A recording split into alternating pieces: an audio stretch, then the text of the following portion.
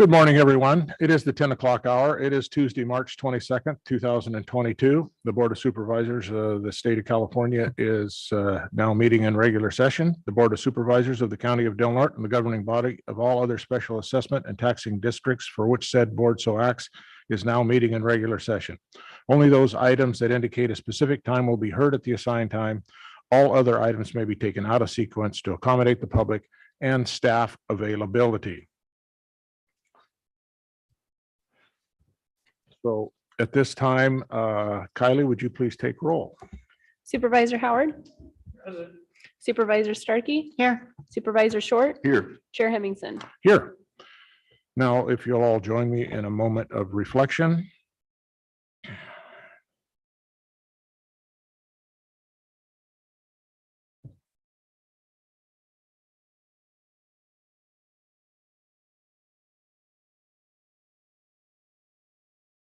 Thank you. Now, if you'll all stand, Supervisor Howard will lead us in the Pledge of Allegiance. Thank you. Ready? Begin. I pledge allegiance to the flag of the United States of America and to the republic for which it stands, one nation under God, indivisible, with liberty and justice for all.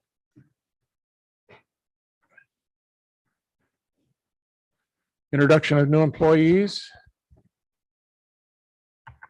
Yes, Chair, we do have a couple today. I'd like to introduce you to our new OES folks. We have in the audience here, if you guys can stand up and come forward. We have Maya Mello, who is our new OES manager, and Deborah Ottenberg, who is a new OES coordinator. Maya is a local person and comes to us with a background in law enforcement. And Deborah comes to us all the way from Portland and has a degree in communications with an associate's degree in emergency management, and has lots of experience working with volunteer organizations related to Office of Emergency Services. And Great, you're sure shying away from that microphone. as you guys know, we haven't had a position in OES since. If you could get farther away and before you run into the seats, I don't think you get any closer. And I was gonna If say, you want- as you're aware, we haven't had a position in OES since September, so we're pretty excited to have both. of them. Yeah, thank you both. Appreciate it. Welcome. Very glad to be here. A lot of work, but it's good work. All right, great. Thank you. Thank you. Is that it for new employees? Yeah, that's it, Chair. Thank you. County Council, any actions from closed session? Not today, Chair. Thank you. At this time, I would request any corrections, deletions, additions from board members to the agenda. In order to add an item to the agenda, the matter must have come to the attention of the county subsequent to the posting of the agenda, and the matter requires action before the next regular session. Are there any such items? Okay, seeing none. At this time, we'll receive brief reports and announcements from Del Norte County supervisors on things that they've been doing for the last couple of weeks. Supervisor Starkey. I just am going to apologize. I'm going to talk as fast as I can, but I was not here at the last meeting due to a medical reason. So I'm here today and I'm going to get you caught up on what I've been doing. I spent time with Supervisor Berkowitz's wife. I wasn't here the meeting after he passed away, but because he died on March 2nd. Prior to his death, I had spent a little bit of time with Bonnie. And then following his death, she came into the office and Tony and Kylie and Jim from the Recreation Department helped her clean out his office. So I just want to announce that there will be a celebration of life for Supervisor Berkowitz on April 2nd between 1 and 4 p.m. at the Cornerstone Assembly of God Church on Douglas Street. So I encourage people to attend. The Board of Supervisors is going to be presenting a resolution to his wife in the first meeting in April. We didn't have that ready beforehand. I received several calls of complaints for property in the homeless and large amounts of trash in areas off Elk Valley Road. The neighbors and business owners are very frustrated, rightfully so. I set up a time to go out with Dominic Mello at Code Enforcement, and then I went on that ride along with him last Wednesday. I frankly am really discouraged by the volume of encampments that we have experiencing here in Del Norte County. And I get all fired up and I think I'm going to have a solution. And then I'm presented with a dozen obstacles on how that solution's not going to work. So mainly, basically, if we spend $60,000 to clean up this encampment, we're then pushing them someplace else to create another encampment. And how are we going to keep doing that?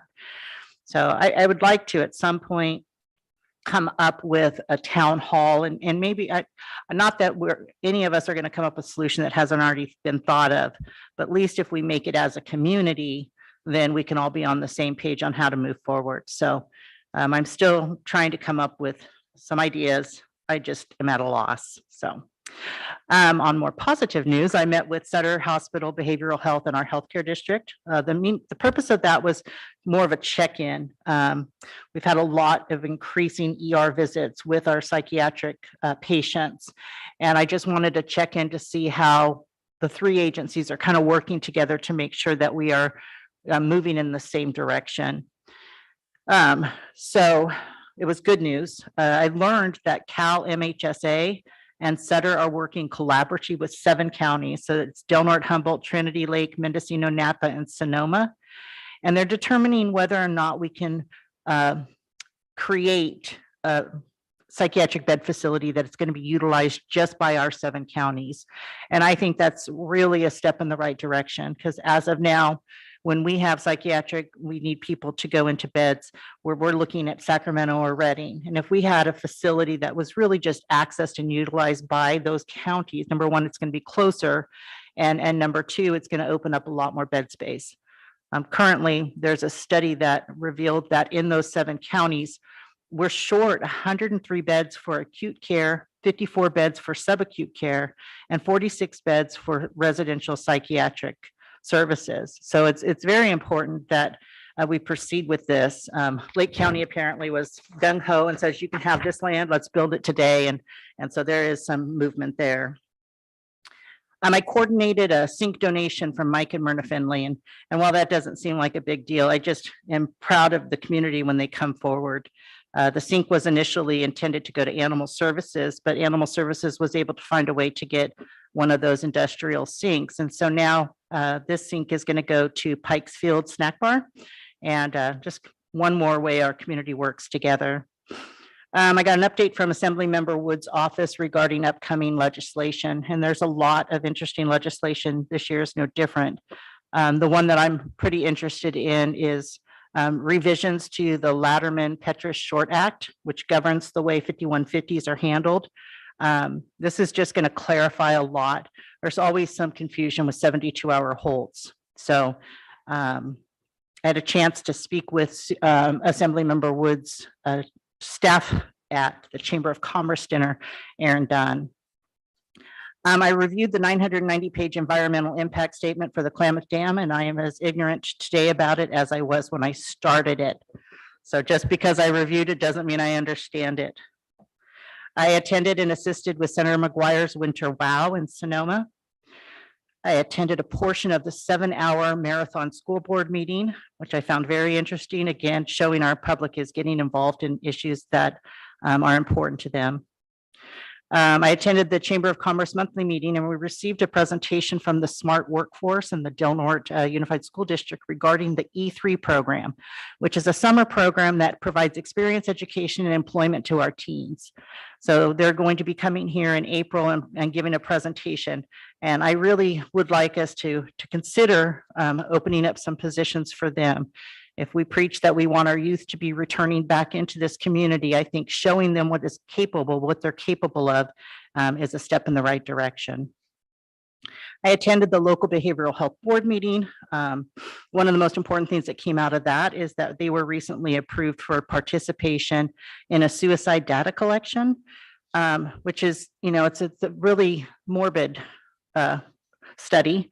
However, if we could do this study and then find out ways in which we can reduce suicide in the future, I think it's very valuable. I attended a visitor bureau's meeting. So our chamber director went to a conference and it's very, very valuable conference. And she was able to secure Bartles back roads. And I was in the Bay Area for about 30 years, so I know what it is. But what it is a television station that goes into kind of some unknown, unique places around California. And so they're coming up here during our 4th of July festivities, and that's going to be aired at another time. So again, a lot of representation for Del Norte County, or a lot of exposure. I attended the Area 1 on Area Aging meeting. We don't meet that often, but when we do, I find out even more things. For example, we have a fall prevention program that would provide funding for things like removing home hazards, providing better lighting, and installing assistive devices in elderly's home. So what we don't have is a contractor who can connect with Area 1 to install those things for our elderly. So I am looking for that. I think I might have gotten a lead this morning. I attended a solid waste management meeting, city council meeting. I do want to announce that the local fish and game vacancy, there is a vacancy in my district, as well as Supervisor Howard's district and District 5. So if you have any interest of being on the Fish and Game Advisory Commission and you live in one of those districts, please contact our clerk, Kylie. Address some issues with the library parking lot. Again, it's about dealing with how are we going to people that are vagrant and just living in certain areas. Came up with some solutions for that. And then finally, I attended the Chamber of Commerce dinner, and it was really a nice evening. But it was emceed by Kevin Harwick. The show was stolen when Christina won for Resilient Business of the Year. And she spoke of her mother starting the business with a 6th grade education, and that her and her brother took over a more active role about 10 years ago. And how the pandemic nearly shut them down. But because of programs that were created in our community, such as the Small Business Stabilization Loan, that $5,000 loan really saved them from having to shut their doors. My second favorite part was when Kevin Hartwick normally gives the Lifetime Achievement Award. And this year, his Lifetime Achievement was really presented to people who have mentored in the past, people who are mentoring now, and for all the mentoring that can happen in the future. So I encourage all of us to consider ways that we can look to make a difference in people's lives through mentorship. So that is my report. Thank you. Supervisor Short. Thank you, Mr. Chairman. I attended the Solid Waste Management Authority meeting as well. Talked about possible relationship with the Yurok tribe in regard to opening hours of operation and running of the Klamath transfer station. So we'll see where that discussion takes us.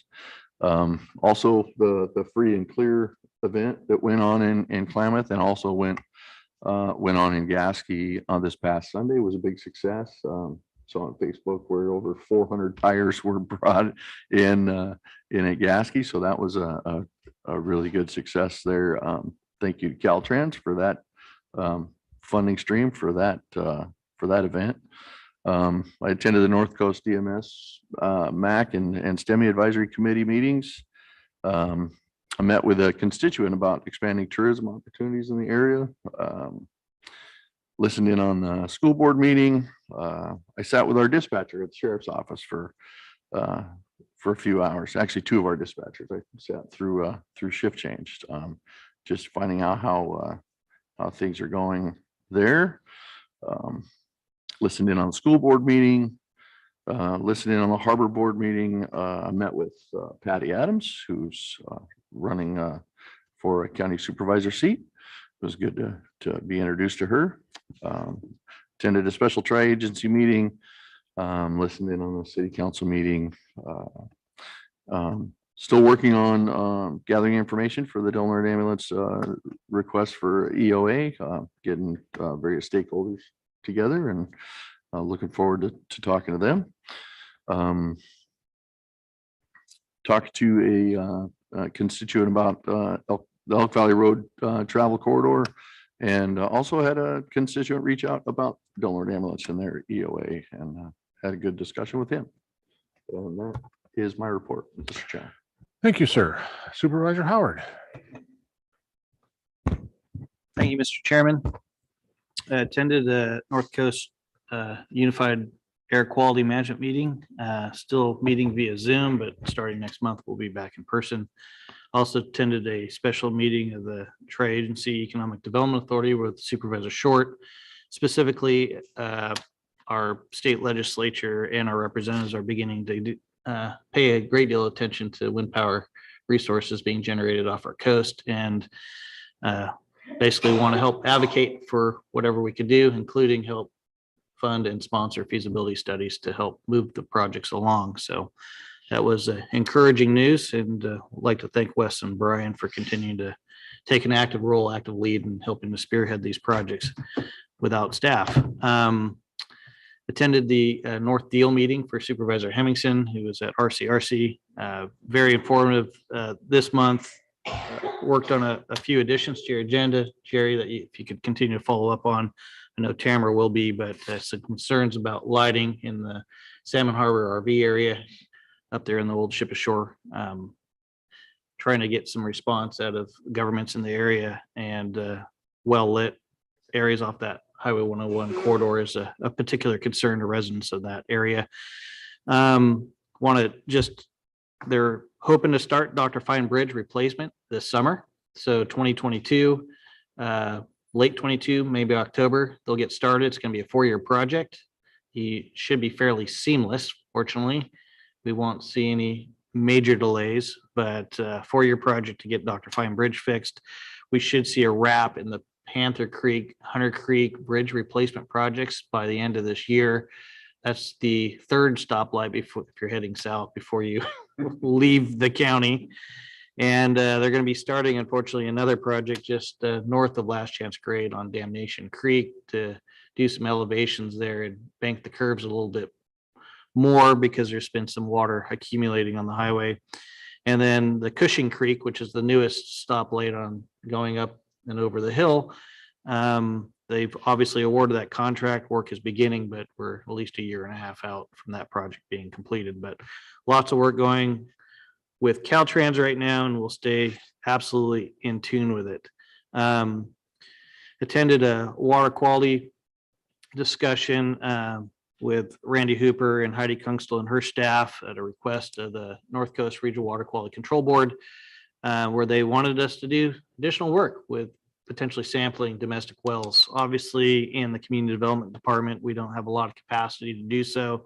Expressed our concerns to our friends down there at Water Quality, and it was interesting that both Humboldt, Mendocino, and Sonoma counties were also asked the same question and also said, hey, unless it's going to come with dollars, this is not something we're willing to do at this time. So it's a capacity issue, not only for Del Norte, but the other areas. Had a meeting with Assemblyman Wood. He was up here last week, Friday, had a good discussion with him on several issues. Had a great deal of interest on the issues with our sheriff and how that resulted, and didn't have a lot of information to offer. Well, hopefully it'll start moving through the system soon, because we really need some leadership at the sheriff's department right now.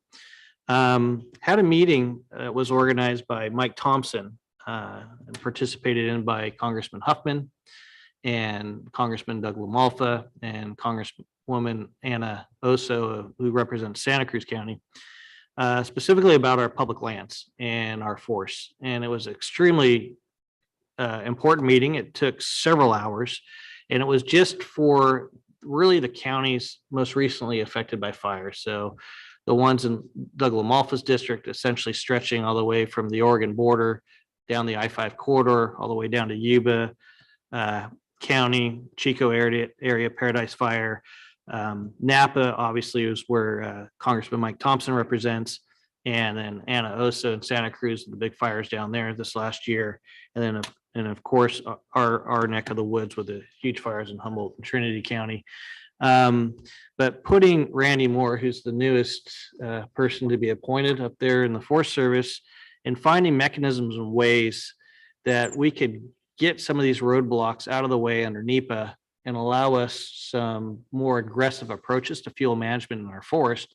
But in addition, really address which many concerns of folks have is this just let it burn policy, which was discussed about a great deal. And there's some confusion there because policies seem to change with administrations.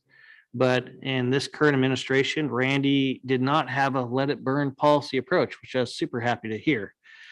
But at this point in time, the pressure's on. Our congressmen are finally waking up to the issues out here in the West. And hopefully we'll have a lot more resources dumped towards the force that's going to not only allow us to be more proactive with fuel management, but it's also going to allow us to kind of take a more active approach to getting these fires as soon as they start. We'll see what happens there. Attended a Donut County Resource Advisory Committee meeting. Also, as Supervisor Starkey mentioned, attended the chamber dinner. Extremely well done this year, and super happy to see Kevin Hartwick really speak proudly toward all the leaps and bounds this community has made over the last couple decades, and really setting a course that has put us towards a goal of economic prosperity. And it's not necessarily a goal anymore. I'm a guy that always sees that glass, half full, not half empty, but half full. And we have done so much here in this community, and it goes unrecognized every day. And I see it today. Every time I turn around, folks say we're still in the dumps. But for a guy that's been here 26 years, we are definitely not in the dumps, folks. And if you look around at the businesses that have been developed, the new homes that are being built, and the progress that we're making here, this is an area that is, we're ready to burst, and it's a good thing. We're finally getting the rewards from all those hard efforts, and I'm pretty proud of it. And if we keep that course, we're going to be a hell of a lot better here in the future. But really happy that Kevin spoke to that.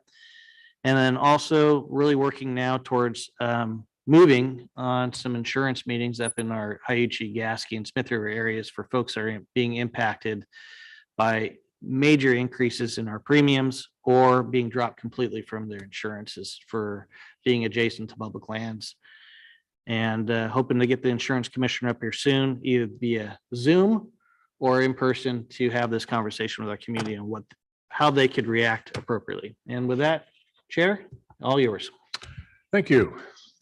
Well, I had a few meetings, had an RCRC meeting, which is representing California rural counties in Sacramento. It was our annual installation meeting was supposed to be in January, but with the COVID restrictions down there, they moved it into March. So anyway, we had the installation meeting down there, well attended. We admitted another county into RCRC, Solano County. So we're 39 members strong now. So that was a good addition. We're happy to see that. The meetings have been running pretty long as we get bigger and issues get stronger. We deal with a lot of things, just to name a few things. We had some short discussion on the governor's CARE act that he's wanting to implement, which has to do with homeless and substance abuse issues. The other things, Board of Forestry, we did some talking on AB 1717, which expands the definition of public works, economic development, grant writing, capacity building, technical assistance, zero emission vehicles, broadband, biomass, workforce housing, community resilience and infrastructure under the CERF, CERF, which is the Community Economic Resilience Fund. Anyway, all of these things that we discussed take a long time. It was a 6+ hour meeting, not including lunch. We barely had time to get dressed and go to the installation banquet, where we formally installed our new chairman, Dan Miller from Nevada County.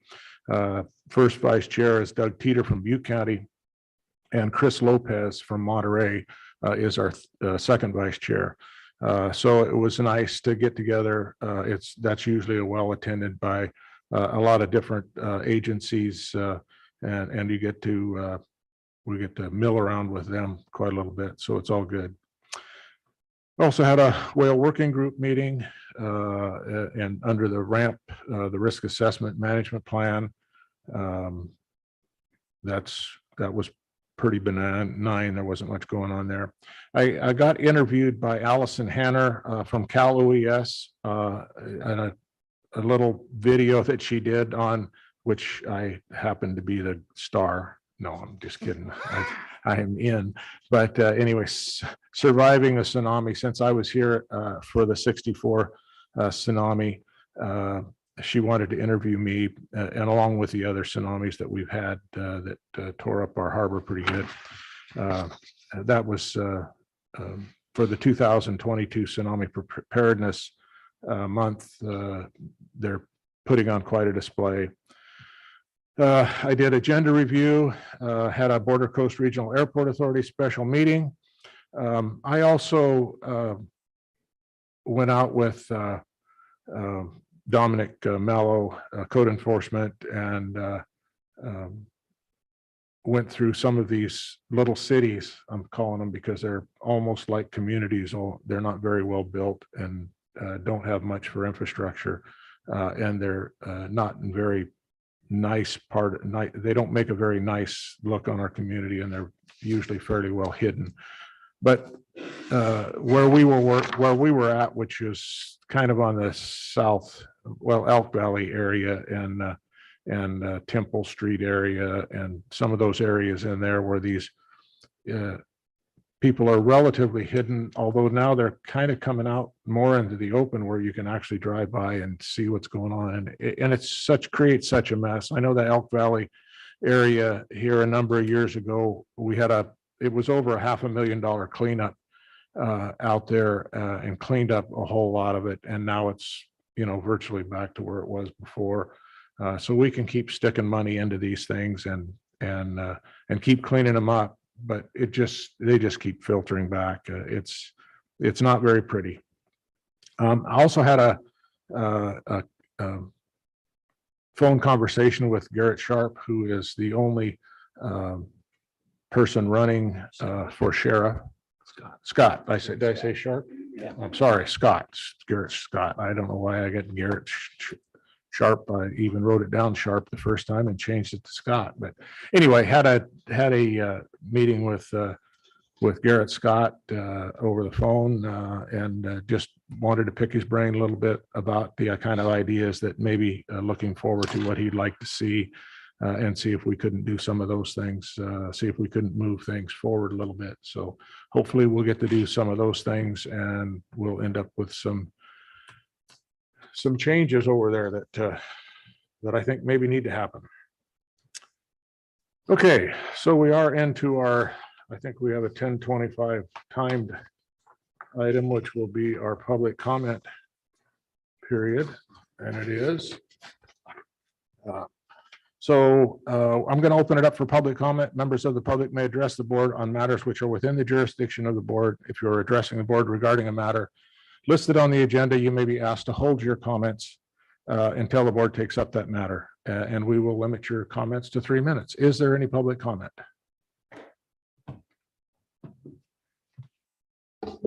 Good morning, Linda Scott. Good morning. Okay. I just like to say it's a slap in the face when 852 people, your constituents, sign a petition to repeal the sales tax and it's ignored and not placed on this ballot. That's outrageous.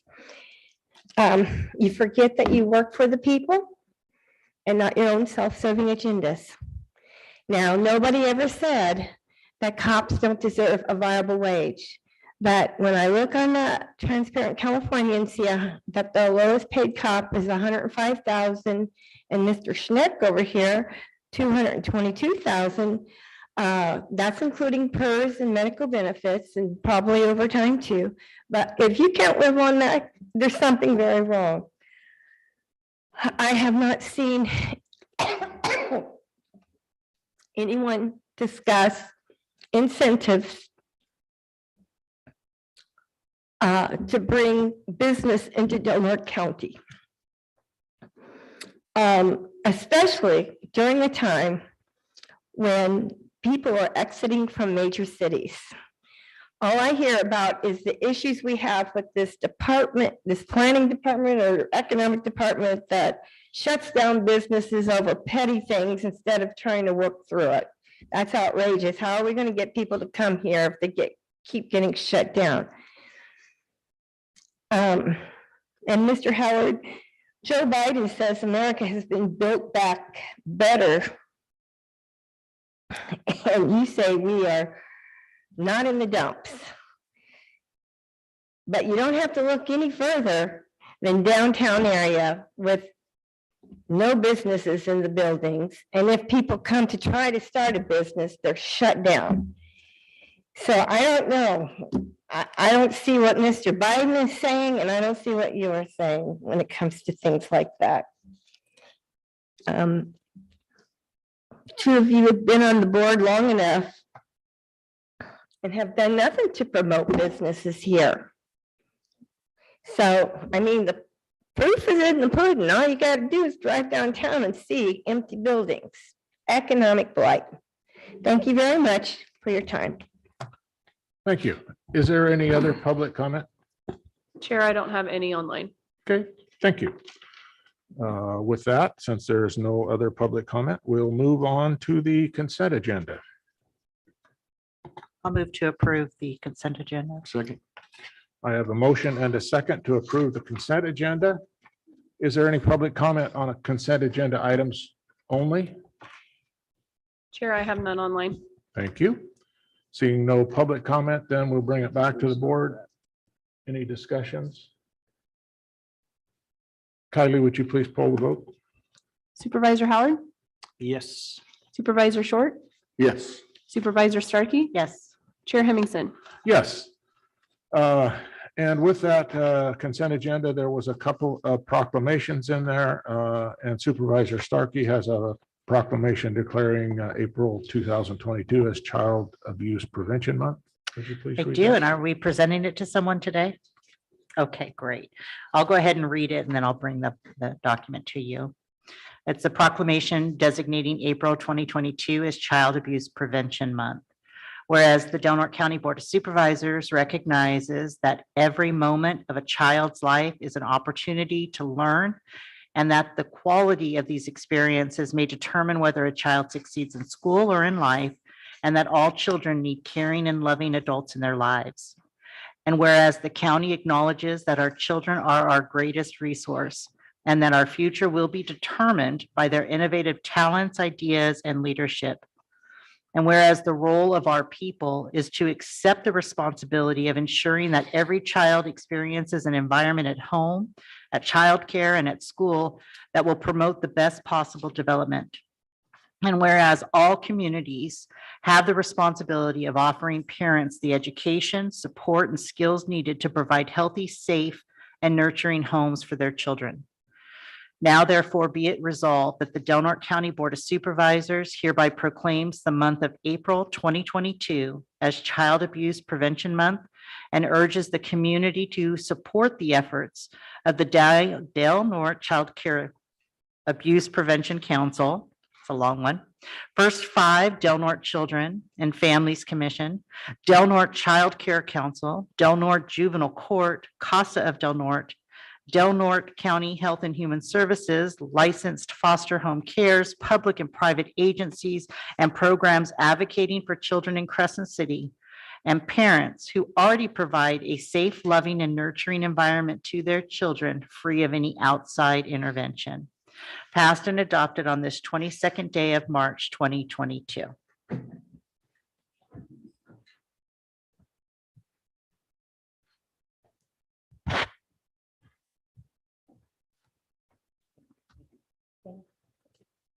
Thank you. If you'd like to say anything. Yes, thank you.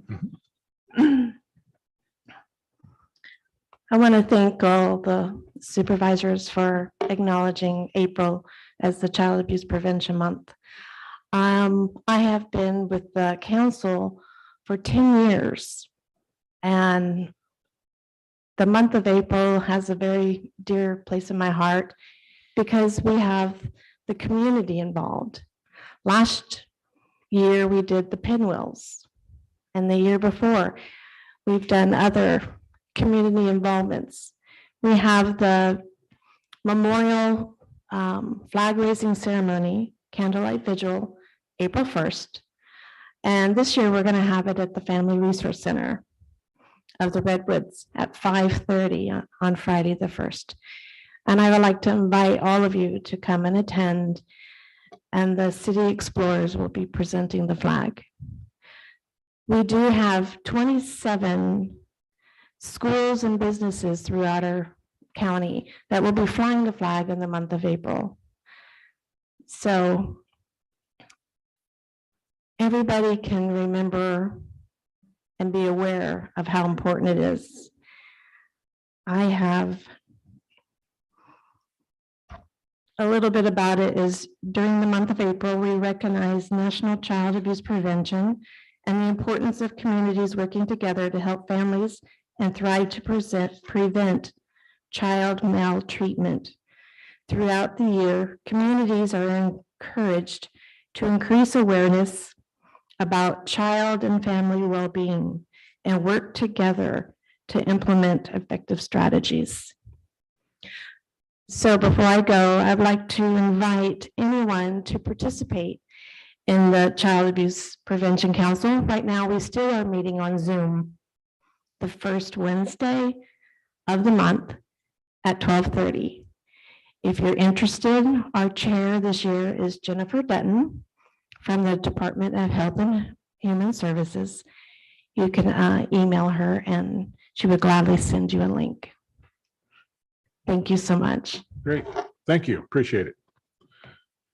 And our second proclamation is proclaiming the week of March 21st through the 25th, 2022 as Tsunami Preparedness Week. Supervisor Howard. Thank you, Chair Hemmingson. I think this is actually great timing that our board meeting does fall on the state, and also given the nature of the larger earthquakes off the east coast of Japan last week, 7.3, it did generate a tremendous amount of concerns. But after talking to our friends in Ricas and Takeda, who were literally knocked off their feet and their homes shaken completely apart in some cases, the earthquake itself, which was centered just off the coast in Fukushima, was quite devastating, but fortunately no tsunamis were generated from that 7.3. So this proclamation is well timed and allows us to keep constant awareness of threats through natural disaster that continue to face us. So the proclamation of the Del Norte County Board of Supervisors proclaiming March 21st through 25th, 2022 as Tsunami Preparedness Week. Whereas California's long coastline, its proximity to other coastal states with offshore earthquake faults, and its location on the Pacific Ring of Fire make it vulnerable to tsunamis. And whereas California has been struck by more than 24 tsunamis with waves 3 or more feet in height since 1812, including 15 that have caused damage, including the devastation to the Crescent City Harbor on March 11, 2011. And whereas a dozen residents of Del Norte County, California, were killed by the tsunami generated by the March 27, 1964 Alaskan earthquake. And whereas tsunamis are caused by underwater earthquakes and landslides that can occur at any time with little warning, and Crescent City's unique geography increases the area's susceptibility to tsunamis. Whereas the Governor's Office of Emergency Services, the National Weather Service, the Del Norte Office of Emergency Services will test the ability to issue a tsunami warning for the Del Norte County via emergency alert system on Wednesday, March 23rd, 2022 between 11 a.m. and noon. And whereas recognizing education awareness are fundamental in saving lives in a tsunami event, the County of Del Norte and the City of Crescent City continue to plan and train testing mass notification systems, community preparedness and response. Now therefore, be it proclaimed by the Board of Supervisors of the County of Del Norte that the week of March 21st through the 25th, 2022 as Tsunami Preparedness Week in Del Norte County on this day, the 22nd day of March, 2022, signed by Chair Hemmingson. And Maya, since you're here, this would be a good opportunity for you to receive this. And Deborah also.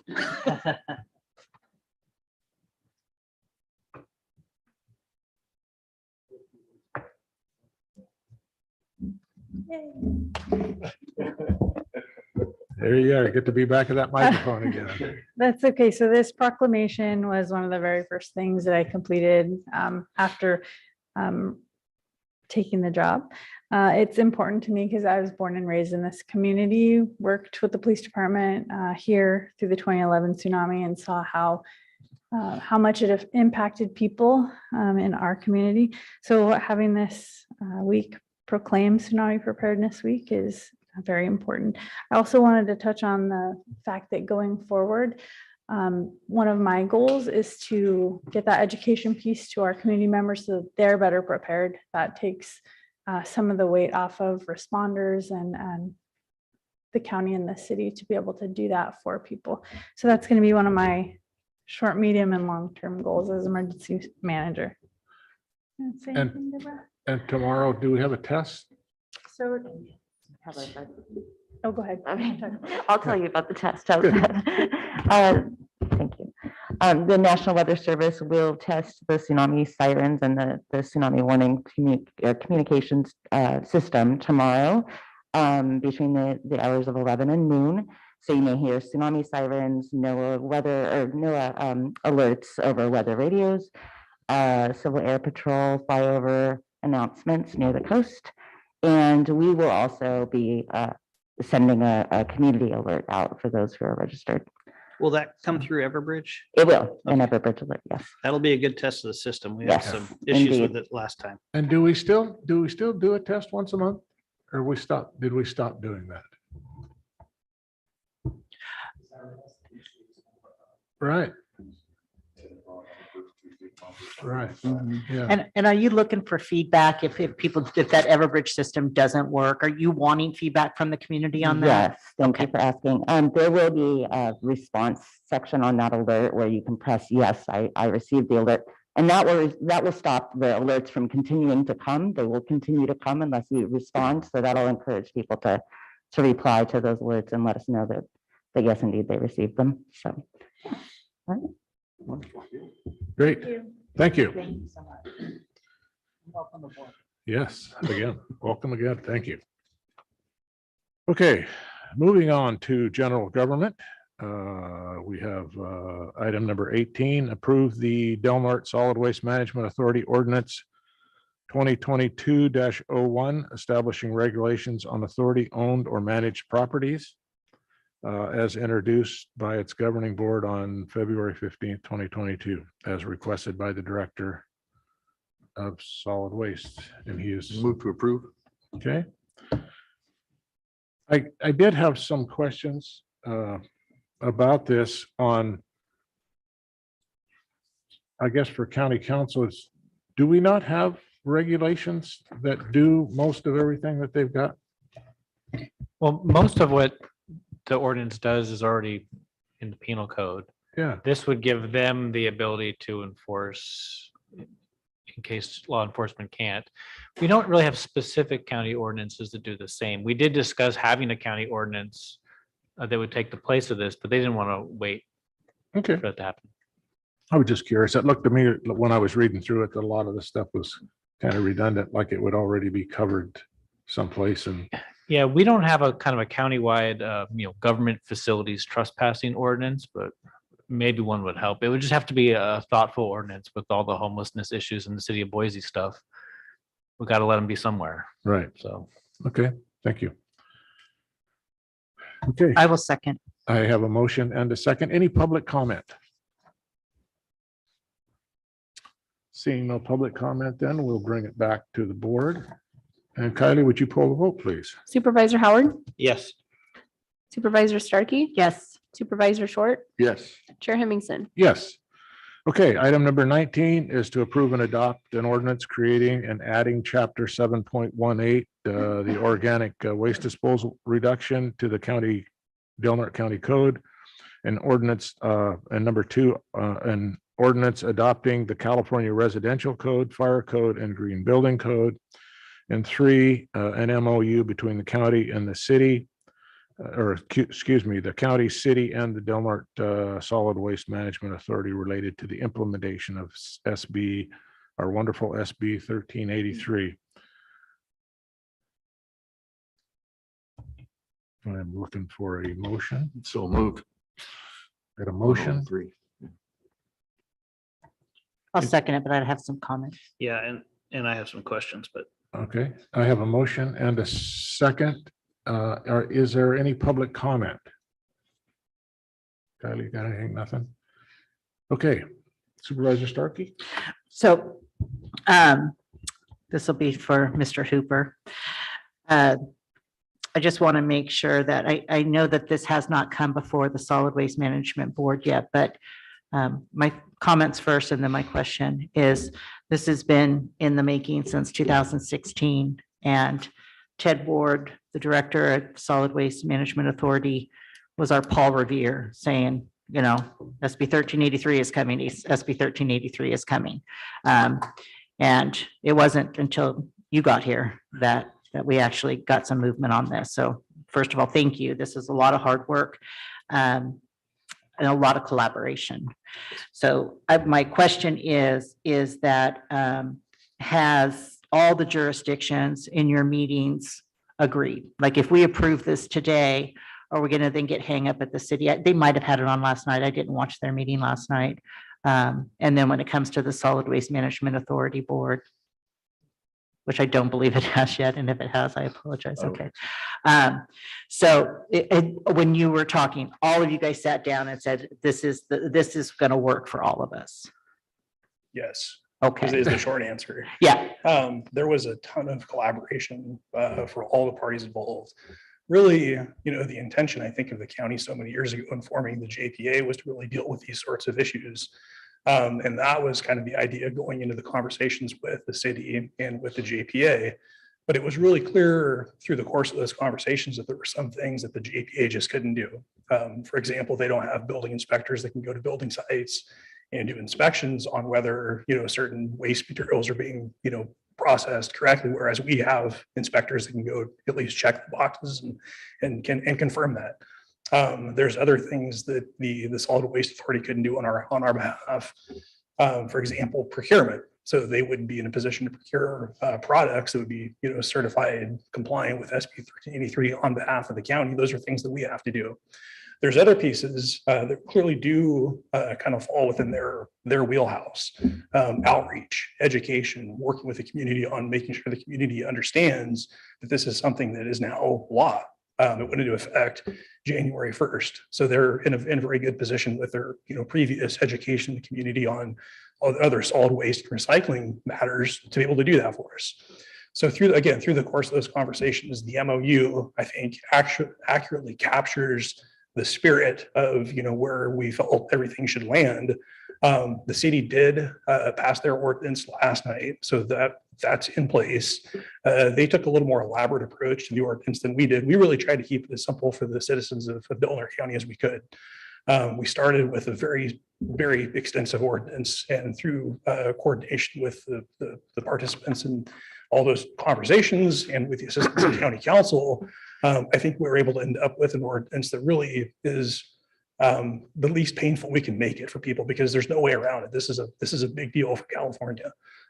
We did defer some of the requirements that are still going to be coming. Those are things that we are going to have to contend with over the next 5 years.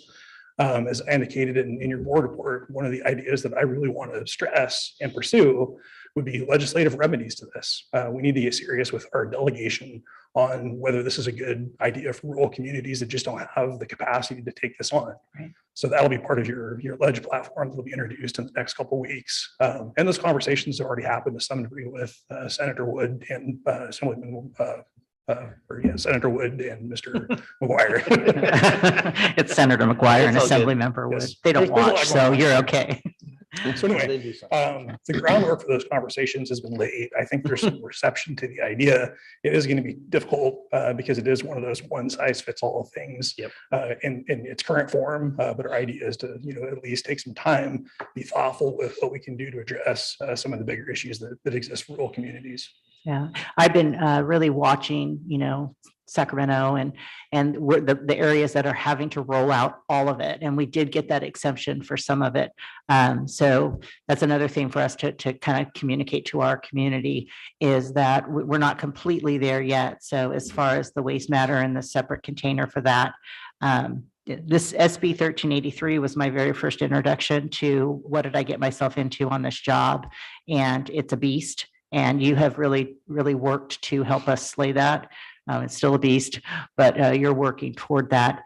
And, this is our first step. And I just, again, appreciate really all your hard work and the collaboration that you were able to get together with all the various agencies.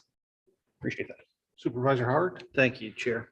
Yeah, I just, this is something that we've been paying a great deal of attention to for years now. And as you said, it's one that was a one size fits all approach. And I know Supervisor Hemmingson and myself both lobbied extremely hard through both CSAC and RCRC to try to get as many provisions into that law prior to going through committee, and then once in committee, prior to going to the Assembly and Senate floors. This is one of those deals where you have a lot of authority being given to the California Air Resources Board. And it just doesn't work well for these rural communities. And it not only doesn't work well for rural communities and our citizens, it doesn't work well from the standpoint of the dollars that are needed to actually support what they're asking for, which is exactly why we were able to receive several of these exemptions and extend the timeline in which we have to put SB 1383 in place. But Randy, I'm hoping you could talk a little for those that are paying attention today. Really, what does this mean for, Joe Smith out there on the street living here in Delaware County? What does this mean to him? So you're right. We did get some temporary relief from the parts of it that are going to be the most probably painful to your average citizen. Ultimately, what it means, I think, most fundamentally to people is going to be what they see out in front of their house in the way of collection of solid waste. Right. As currently under the contract with Recology, there's garbage and there's recycling. This would be a third garbage can, essentially, where organic material would need to be collected separately from those other items. And not even collected, but also inspected. Somebody would have to actually physically come and look and do an audit of whether compliance is being achieved with the targets that have been established by the state. So that's a pretty big one. There's going to be other things that you're going to experience as an average citizen too in your workplace, where there's going to be procurement targets for your business to procure certain percentages of recycled post-organic recycled materials. There's all sorts of buzzwords. But really it has to do with, in addition to the requirements that already exist for paper procurement, procurement of mulch, material recycled mulch for your landscaping. When you go to build a house, there's going to be additional requirements under Cal Green. That's part of the action presented before the board at A2, is including some of those additional provisions under the Cal Green building code, under the model water efficient landscape ordinance, that when you go to pull a permit to build a house are going to be additional costs and hoops for you to have to jump through. So there's a ton of things. I will say, to Cal Recycle's credit, they were kind of given this by the legislature. It was signed in 2016 by the governor, then Governor Brown. And so it's a beast, as you've said, and getting our collective arms kind of wrapped around it, at the local level and the state level has been a challenge. This law went into effect technically January 1st, with some of those temporary provisions extended to rural communities, but it is here. And so Cal Recycle has done a pretty good job in terms of getting information on their website that says specifically what you need to be thinking about, what you need to be doing. And again, because this went into effect January 1st, we're kind of in a grace period now where the ordinance that is presented to you for adoption today would basically be our grace to avoiding penalties, fines, and also to getting access to funding assistance for some of the implementation. There was a resolution that was presented to the board, I think in February, that had to do with some of the technical assistance funding that would become available through Cal Recycle if we had an ordinance in place before April 1st. So that was the intention, in addition to avoiding the penalties and the fines, by presenting the ordinance at the March 8th and then for adoption today. Great. Anything else? I just did have one question, and Chris is right. We've been dealing with this for quite a while. RCRC, which has the SJPA, has been working on this. I mean, really, really hard. and it's been the focus for a long time on this, but and I don't generally attend those meetings. Ted Ward does, and he's done a great job. He is the person that should be there. But I did attend a few of these meetings in person and as well as online to deal with this. And the last question I asked was about self-haulers. Is that going to eliminate, is this going to eliminate self-haulers? Do you know? I'm not in a real position to answer that, Jerry. Okay, I wish all I right. could. Well, and that was, they said that was the $64 million question when I asked it the last time, because I think in essence, it did eliminate self-haulers, and that's going to be a big deal. So I just Absolutely. wanted to throw that out there. Yep. I just wondered if you knew something, if something else had come It's up. part of our temporary 5-year reprieve. So it is something through the legislative remedies we need to explore and get a better handle on, whether it is something that's, coming, but it could be. Yeah, and Jerry's right. The self-hauler piece is definitely something that's being discussed. I don't think, as has been expressed during my previous tenure with the Solid Waste Authority here, it's going to go over very well in this community. So it's something that we absolutely have to keep our eyes open for. Thank you, Randy. No public comment? Any other questions? Kylie, would you please poll the vote? Supervisor Howard, Yes.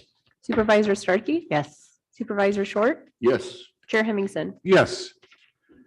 Okay, moving on to item number 20. We're going to discuss the filling some of Supervisor Berkowitz's positions. If we think that's necessary, I don't know how the board feels about it. I kind of threw out maybe we should all move the alternates up into the position if they were an alternate for Bob, and then all of us be available to be an alternate temporarily. And then as we get either the governor appoints someone in the interim or we have a supervisor elected, then we would go through those committee assignments and redo at that point. If somebody else has some other kind of a plan they'd like to see, or somebody has interest in taking over those seats that Supervisor Berkowitz had held, then maybe we could go through that process. Yeah, I'm willing to fill in wherever I'm needed. It's how so I'm totally game. The only issue that this really came up was the Solid Waste Management Authority. He was the alternate on that, and I'm not going to be available for that next meeting on the 19th. So for that particular case, he was the alternate. So we would just need, what your suggestion is that we just reach out to someone else and say, can you just fill this in? Right. Okay, that works for me. And I think council, is that okay to do something like that? Yeah, I mean, if it's okay with the board, there's really not a hard technical. I think all of us are nature pretty to much that. willing. Yeah, to so fill in I think wherever. just consensus, if that's, everybody's good with that, just to be aware that you could be asked to fill in for someone. And if you are the alternate for Bob, then you need to fill in. And if you're not going to be able to make it, then reach out to another supervisor to fill in. That's all I wanted to, that was all that was for. Okay, item number 21 is a couple of things here. Accept the resignation of Randy Waltz, effective March 14th, 2022, and discuss and give direction to staff related to the process of appointing someone to fill the current county sheriff vacancy. So I guess the first thing I would do was ask for maybe a motion to accept the resignation. Is that something we need to go through? Sure. Yeah. It doesn't hurt. I So move that moved. we accept, or second. Okay, I have motions and a second. Can we clarify, was that Chair or Supervisor Howard with the motion? Yeah, Okay, and- thank you. And Darren is the second. Any public comment? Seeing no public comment, then Kylie, would you, all those in favor? Aye. Opposed? Abstentions? Carries unanimously. And now, does anybody want to recommend that we do anything as far as appointing someone or look into what we need to do? Is there some Well, Supervisor Starkey? yeah, thank you. I think that we just, if it's acceptable with our current situation and according to the internal policy of the sheriff's department, it's the sheriff, the undersheriff, and then the lieutenant is their kind of chain of command. So it's my understanding that Lieutenant Schneck is the person The most that senior? is the most senior, the no-nos goes kind of situation, but That could get old then. and so if my proposal would be is that we give Mr. Scott, who's going to be our next sheriff. He was absolutely not, he's not opposed. He's qualified, but give him that until June kind of to, he was not expecting to, if he won, to take office until January. So just kind of give him till June right after the election, get him all of his paperwork in order that he needs to do. And then in the interim, keep Lieutenant Schneck as the first in command over there, if that is something that he is willing and able to do. That would be my suggestion, is that we wait until the election and the people are for sure deciding. And then we could perhaps, I don't know with county council, if we can swear him in early, or if then we do the appointment after that election results are done. Yeah. The board can appoint him early. So the government code basically says that, like you said, the most senior person takes over. And then there's an attorney general opinion that says the board has to appoint somebody, to fill the term within a reasonable time. And I think that June is a reasonable time. There's no case law reason not to think that. So I think appointing, the person who wins the election, Mr. Scott, in June sounds like a perfectly acceptable legal strategy. And then just my final thoughts on that is, if that is the way that it goes, what discussion, and that could just be with administration as to compensation and how that's going to work. Because sometimes when you get, in a higher level, that screws up this and retirement and all these different things. So I don't know if that can be open-ended, but I certainly wouldn't want a Lieutenant Schneck to not be properly compensated. So those are my comments. Anybody else? Oh, I have some questions. Yeah, go ahead, Chris. Unless you want to go first. No, go ahead. Okay. No, I definitely appreciate Supervisor Starkey's comments. I guess my bigger concerns, and I'd love to hear from Lieutenant Schneck today on his feelings on this, but my bigger concerns is it seems like we're lacking a lot of capacity over at the sheriff's office right now in multiple areas. And I know Lieutenant Schneck's been there a long time, but I think it's reasonable also for this board to have some discussion. We've just had a slew of retirements of tenured employees over there. And I'd love to get Lieutenant Schneck's thoughts on this. If any of those folks, in his opinion, would be good to fill what is really deemed as an administrative role. So that communication role between the county and the sheriff's department. If that's something, hopefully that doesn't, with these capacity issues, take Lieutenant Schneck away from his normal duties. And I guess that's my biggest fear, is if by some miracle, one of these individuals would be willing to even consider an offer from the board to come in for this 3-month period and help keep some stability at the sheriff's department. Not to say that Lieutenant Schneck can't do it, and I'm crossing my fingers he can, but it's going to be a lot of capacity needs over there for us to fill over the next couple months. And then even then,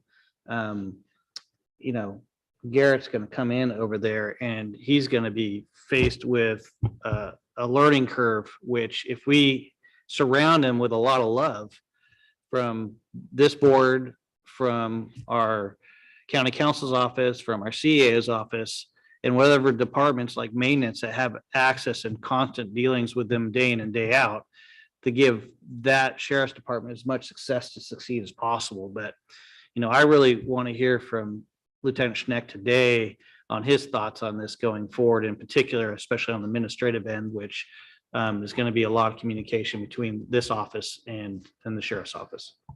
Can I just add one thing to, because Please. on the heels of that, is that's not, I mean, I think that's not a bad idea. However, what if we kept Lieutenant Schneck as the command or the person in charge, and then bring in those retired Inuits as the patrol Support staff. deputies?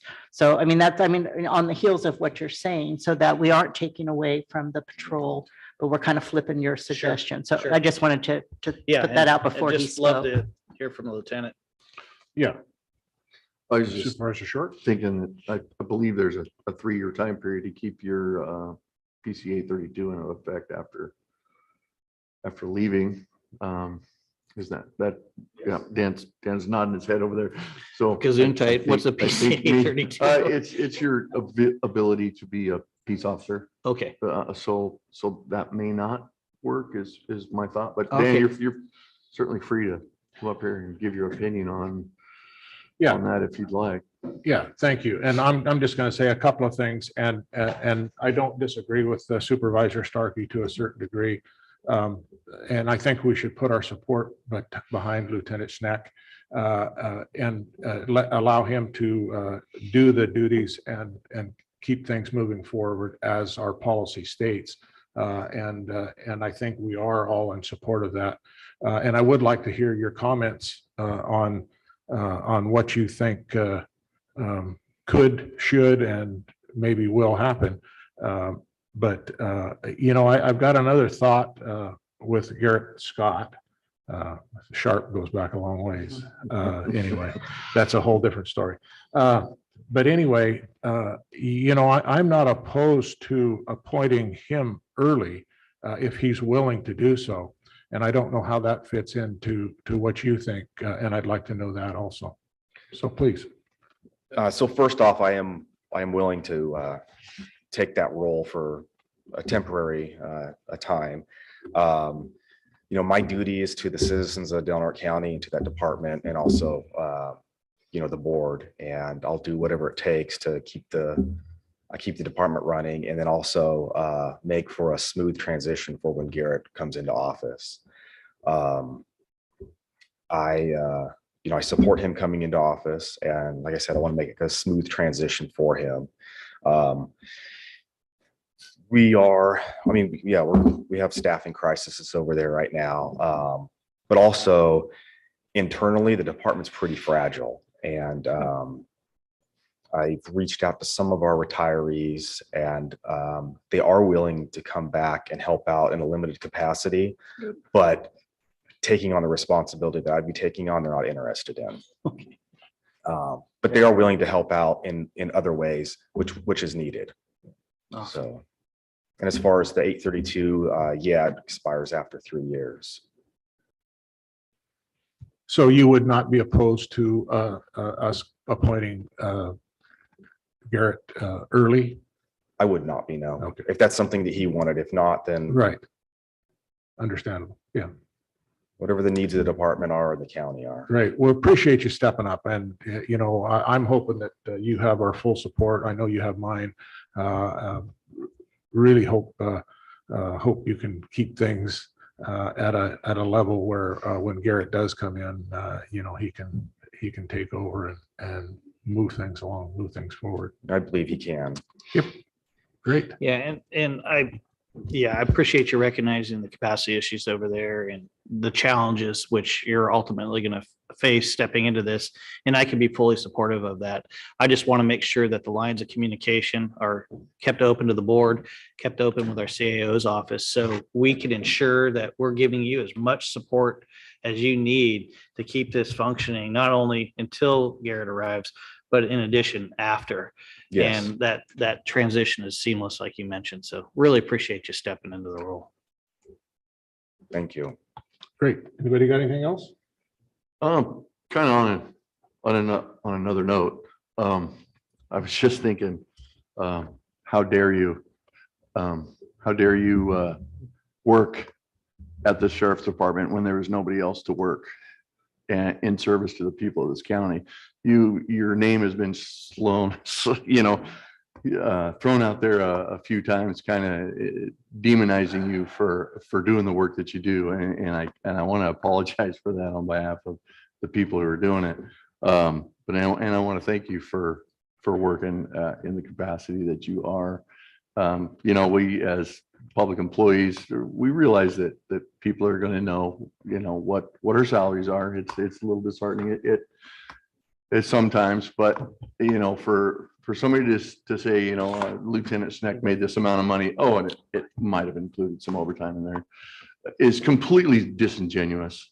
And it really does do them a disservice. And, they're trying to paint you in a light that isn't factual. Right. And anyway, I just wanted to thank you for working for the people of the county in the capacity that you do. Thank you for that acknowledgement. But Supervisor Howard? Yeah, certainly. And Lieutenant, I just want you to know that this board has done everything we can really to ensure that there's success over the sheriff's office. And I want to speak a little to the challenges that you heard this morning with the attacks on us implementing the voters initiative, which was essentially Measure R. yes. That is no question under attack this year. And it seems odd given that, it seems very couched towards a tax issue. But there's some good taxes and there's some bad taxes. But this is one of those things that the voters really geared towards public safety. And more importantly, this came at a similar time in this country when our law enforcement was under attack.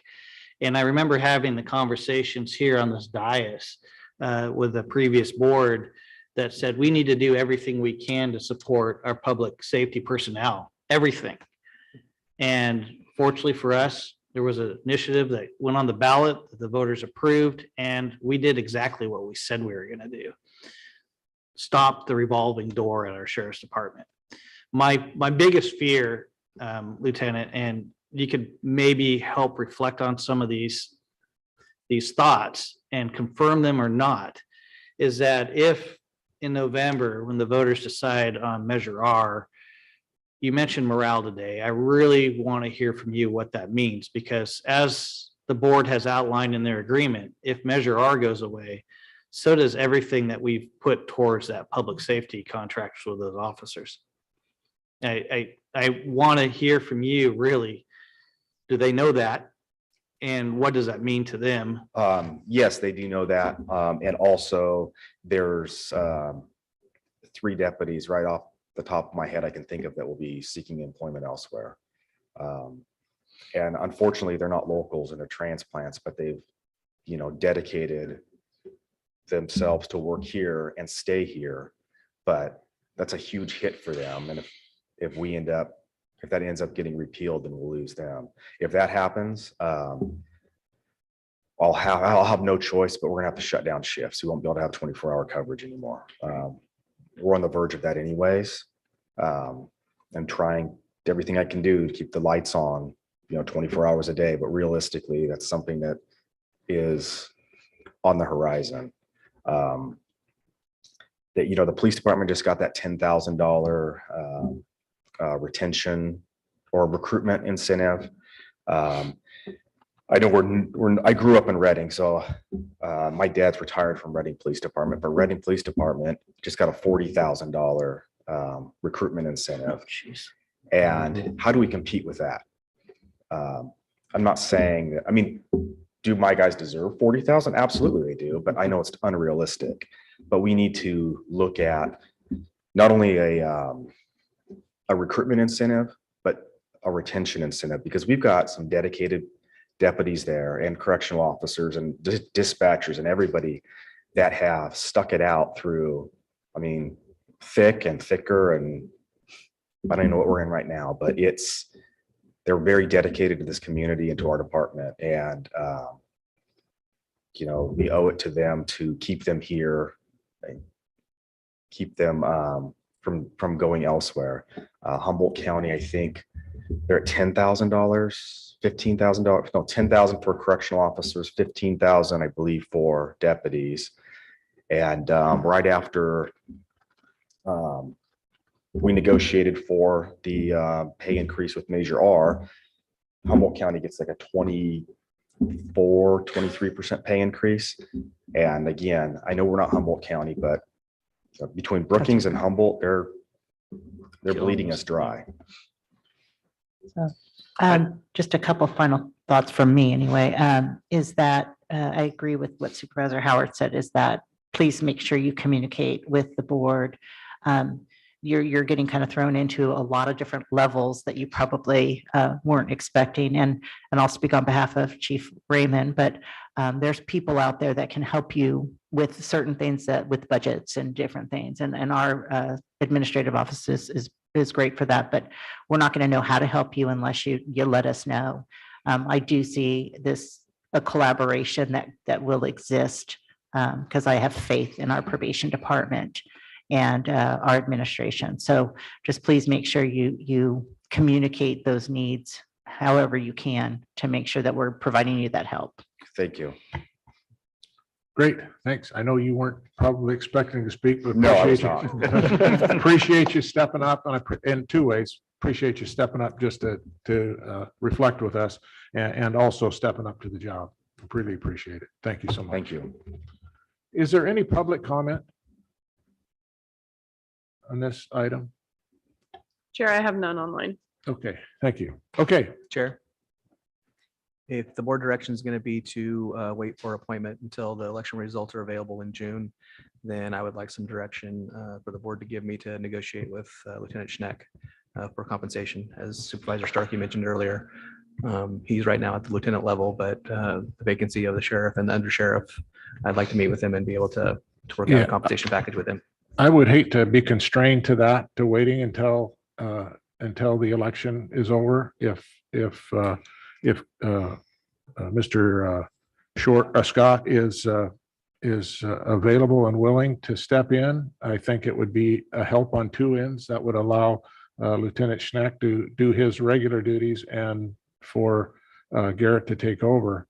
And so I hate to limit us that on that. What is the policy?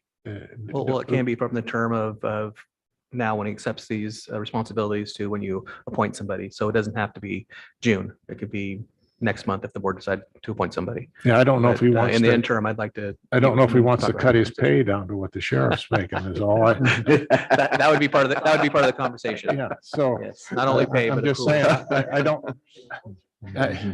I don't know that, I think that should be a discussion that we have with him and see where he wants to go with that, but. Right, which is what the direction I'm looking for. Yeah. To meet with. Yeah, but I don't think we're going to be limited if Garrett wants to step up and the board feels willing. I'm certainly not opposed to putting him. He's the only one. He's unopposed. He's obviously going to be there.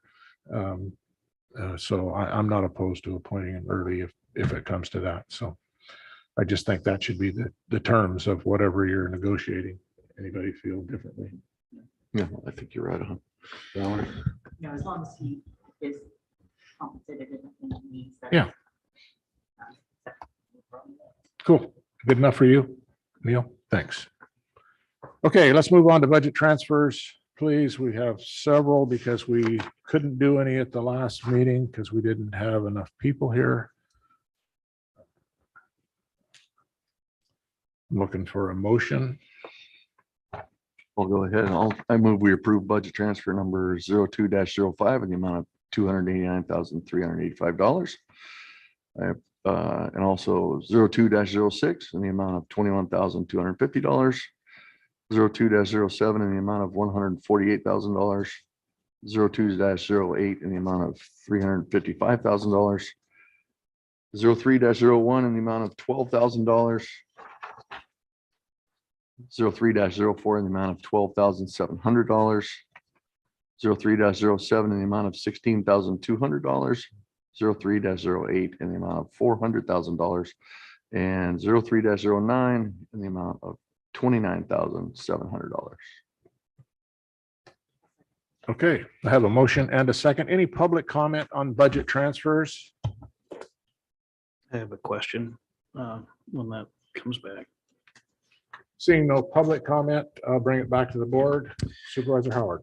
Thank you. I was hoping on item number 25, which is the budget transfer 02-08 for 355,000. I was hoping Neil could discuss with us a little bit on these. I didn't think we leased vehicles at the sheriff's department. We have actually in the past, the last several times that we purchased vehicles for their fleet or to retire some of their vehicles and get new vehicles, we ran it through the internal financing from the county, from the Stimson I see. Fund, because we're unable to buy them outright. I see. Has there been any more exploration on leases like through various for-profit companies like Enterprise, et cetera? Because I know they do offer those type of programs specifically for law enforcement and keeping them on new wheels and new tires continuously. Have we gotten any further with those discussions? Yes, we're in the process with Enterprise Fleet Manager right now, just going through kind of the administrative side of things. They've provided some different scenarios based on general fund and other departments who actually have vehicles that are not general fund.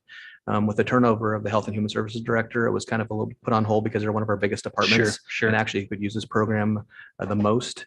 And so I was kind of waiting for that position to be filled and actually provide that information to them so they could be part of the team assessing this. Thank you, Neil. Any further discussion? Kylie, would you please pull the vote? Supervisor Howard, Yes. Supervisor Starkey, Yes. Supervisor Short, Yes. Chair Hemmingson. Yes. Okay, moving on to legislative and budget issues. Item number 31 is to approve the purchase of 2 fixed assets to replace the outdated braising pan and oven at the jail to meet meal preparation provision requirements as requested by the county administrative officer. Move to approve. I have a motion Second. and a second. Any public comment? Seeing no public comment, then we'll bring it back to the board. Questions, comments? Kylie, please pull the vote. Supervisor Starkey, Yes. Supervisor Howard, Yes. Supervisor Short, Yes. Chair Hemmingson. Yes. Okay. Item number 32, receive and review the fiscal year 2021-22 budget update and general fund budget summary as presented by County Administrative Officer. Anything you want to say, Neil, or? Yeah, thank you, Chair. As part of today's agenda, I provided a brief summary of the fiscal year 21-22 budget as an update. This is an annual process that we go through from a management tool perspective. We request that the departments use their year-to-date figures and do calculations for year-end projections, and then come to the budget team with any variances that they see are significant from revenues and budgets, revenues and expenditures that were budgeted and adopted by the board in September. Through this process, we didn't have any of our departments come forward with anything that was significant, which we were happy to report. It seems the operating expenditures are on track with budget. Several of our discretionary revenues, we're excited to say, are projected to exceed budgeted amounts. Their sales tax, property tax, TOT taxes, camping fees, once again, are on pace to exceed the budget by quite a bit. Some of the expenditures that haven't been recognized or realized during this fiscal year have been program related. As you guys are aware, for the second year in a row, the recreation program was unable to have their youth program, basketball program, due to testing and masking requirements. So that was unfortunate. Some of the other expenditures that haven't been recognized yet are basically program and project related. We have our grants that were through California Department of Public Health that is administered by administration. The primary reason for that is we had a vacancy in our OES manager position since September. And so a lot of those projects have kind of just been sitting there stale. With the now filling our positions of the OES coordinator and our OES manager, we're excited that those projects may be moving forward. The good news is that some of the FEP money and the HPP money that doesn't get spent is typically allowed to be rolled forward to the following year. So we're hopeful for that also for any projects that we're not able to get to in this fiscal year. Another thing that I wanted to mention was the Measure R funding. The board had approved several new positions through the Measure R funding. And just due primarily to the labor market, we have been unable to fill those positions timely or as timely as we had hoped. We are now almost have all of them filled. We have all of them being recruited for at this time, which is also pretty exciting. But due to that time period lapse, the amount that was budgeted won't be spent. The good part about that is Measure R is accounted for in a separate revenue fund. And so that fund balance will be carried forward to the following year and be available for services in fiscal year 22-23 and moving forward, hopefully. Let's see, other significant revenues in the general funds seem to be on track. Those include in lieu taxes, tobacco settlement funds, franchise fees, and yield tax. Those all seem to be on budget. Some of the more significant savings, again, are, of course, payroll projections because of positions that have been able to be unfilled. Our larger departments like the sheriff's department, probation, juvenile hall are seeing some of the same struggles they have over the past several years of finding people to fill those vacant positions and be able to retain them. So we do see salary savings each fiscal year. Other than that, like I said, we'll continue to monitor revenue expenditures as we go forward for the rest of the fiscal year. We'll ask the department's administration and fiscal staff to do the same. And at the end of this month, we'll be issuing another budget memo for fiscal year 22-23, and we'll start this process all over again. Never ending. Never ending. Thank you so much. Any questions? Any questions from board members? Yeah, I just, this was super thorough as usual. One thing I really liked though is on the end of this, there was 2 attachments, one from CDD Heidi Kunstl and the other from Jennifer Perry. And they kind of broke it down. And this is just me, but I love that because then it really kind of, I can see in each department, kind of some of the various things that they're short on, things that they're doing okay on. So when we do this, if we could have the other departments kind of have that information too, I find it helpful. So that's all I want to say. Thank you. Yeah, we can definitely make that a part of the process and a requirement for them to provide some kind of summary for their fiscal year. Anything else, Chris? Darren? No. Any public comment? Seeing no public comment, continue on, doing good. Okay, with that, I think we're done. Kylie? Yep. Good to go. We're going to adjourn. Next meeting is April 12th, 2022. Thank you all for attending.